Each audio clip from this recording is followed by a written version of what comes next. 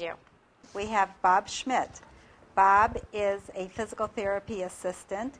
He is our aquatics program coordinator. He does customized orthotics and is an ergonomic assessment specialist. Bob has been at the Boca Raton Community Hospital for 11 years. Also with us today is Carmine Scandura, who provided your blood pressures this morning. Carmine is an exercise physiologist. He is the coordinator for our Boca on the Move program, which is held at the Town Center Mall every Tuesday and Thursday from 8:30 until 10:30. Carmine is also a new rehabilitation sales representative for the Davis Therapy Centers. Hello, I'm Bob Schmidt. I'm a therapist at the Davis Therapy Center. I work with Carmine and Meredith, and one of the things that I do there is make custom orthotics for some of our patients, and so I wanted to use this opportunity to talk to you guys a little bit about why you might need a custom orthotic, what it can do for you, and some of the different casting techniques that are out there, and some of the pros and cons of some of the different casting techniques that are out there. What I want to do first, though, is go over the gait cycle, what your foot should do or is supposed to do when you take a step, each time we take a step throughout the day. Basically, when your foot hits the ground, you want to land on your heel first, which most of us know. When that foot hits the ground laying on your heel, ideally your foot wants to be in what's called a supinated position, or kind of a higher arch position. That allows your foot to be real rigid when it makes contact with the ground. As it starts to go flat onto the ground, you want to start to what's called pronate, or your foot wants to start to flatten out. At that point is where a lot of us get in trouble, because a lot of us do what's called overpronating. When you start to pronate, your foot becomes very flexible. And that's a good thing, because if we're walking around on an uneven terrain like grass or pebbles or things like that, we want that flexibility in our foot to accommodate that terrain. Someone with a very high-arched foot or an overly supinated foot will land, when they land flat, with a very rigid foot, get a lot of shock going up through the legs into the back, and not be so good at adapting that terrain, which can ultimately cause some balance problems, as Meredith was talking about. What happens in most people is that we actually overpronate. The foot becomes overly flexible. When that happens, you get a lot of stress and strain up through our feet, ankles, knees, back. They've done studies that can even cause problems all the way up into the jaw if you just follow the chain all the way up. So that's where orthotics comes into play. About 85% of all people pronate. Most of the time what we make orthotics for is people that overpronate. And what we try to do is we try to get their foot, when it hits the ground, into a more neutral position. That's what pretty much every orthotic is trying to do. And they all go about it a little bit different way. We feel that the orthotic that we make, which looks something like this, it can come in different, it can have different looks. It can be really just this plastic part is the corrective part of the orthotic. An orthotic like this would be more in an athletic or casual shoe, a tie-type shoe that would just slide right in. And more of a dress shoe, we would cover this more with a vinyl, and it would be shorter. You wouldn't see all this top cover. You'd have just the shorter part. But you have to be careful with, there's a million varieties of orthotics. You go to a lot of different places, and everybody will tell you, this is what you need, this is the best orthotic, but all their techniques of making that orthotic is going to be different, and because of that, you're going to have a variety of accuracy in the casting technique, which will ultimately cause the orthotic to maybe be one orthotic to be more helpful than another. The casting techniques that you see out there right now usually is either a slipper cast technique, which is where the person will actually wrap plaster Paris around your foot and take a cast of your foot. They try to get your foot in a neutral position. They'll have you sit down, put your foot up on the table, and they'll find that neutral position in your foot and tell you to hold that position while they wrap the plaster Paris. Now you can see where this could become a problem, because how difficult is it for you to hold your foot perfectly still after they've got in that neutral position as they wrap this plaster Paris around your foot? Chances are it's not going to be exactly accurate.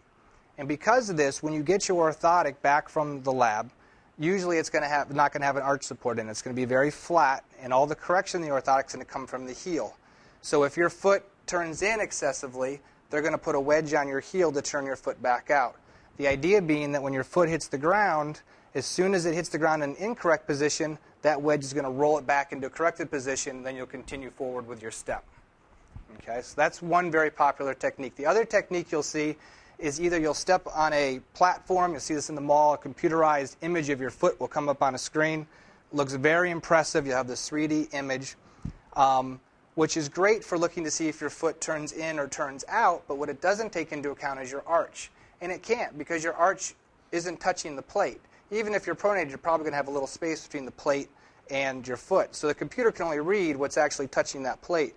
So if myself and, say, you both had the exact same turn in of our foot, but I had a very high arch and you had a very low arch, we're both going to get the same orthotic.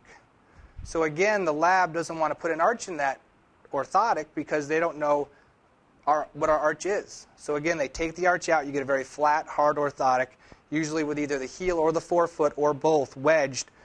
So if you turn in 4 degrees, they'll make a wedge to turn you out 4 degrees. The other technique you'll see is they'll use a box like this, and we actually use this box for our casting technique, but we use it in a little bit different way. It's got foam inside of it. They'll lay it down on the ground, and they'll tell you to take a few steps, step into the foam, and step through as you would normally walk. Well, if your foot, when you walk, the reason that you're there seeing that health practitioner or doctor is because you've got a problem with your foot or ankle or knee, and they've determined that your foot mechanics are poor. When you step into that box, you're going to step in with those same poor foot mechanics. So then what they're going to do is send that mold to the lab. They're going to make a posit of it and say, okay, again, this person turns in this much. We're going to wedge it and turn them out that much. What we do, our casting technique, is we use the same foam, but we actually sit you down and cast you in a seated position, and we do put your foot into this as it would hit the ground. That heel hitting with the supinated foot, starting to pronate, and then resupinating again to get that rigid foot to push off. Okay, so when we're done casting you, your foot is on the ground where we live our lives with our feet on the ground, right?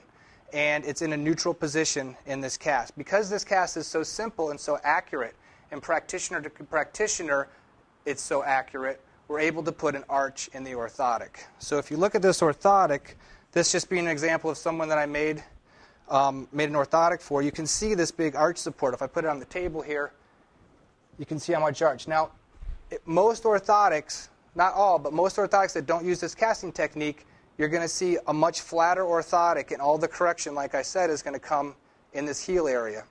We actually shave the heel area and make the correction there for the slant, and then also have full contact orthotic with the arch. You also want an orthotic that is rigid enough to support your foot, but not so rigid that it's going to be rock hard. It's got to give with your foot. If you look at this, it seems very hard, but the thickness of this is based on your body weight, so it actually gives. It allows you, when your foot starts to hit the ground, it allows you to have that little bit of pronation so that your foot can become flexible for the ground and the surface, and then when you go to push off, it gives you your arch back and allows you to have that rigid foot for push off. Okay, so it's very important that when you're looking at an orthotic, that you have an accurate casting technique so that you can get an orthotic that's going to fit you properly.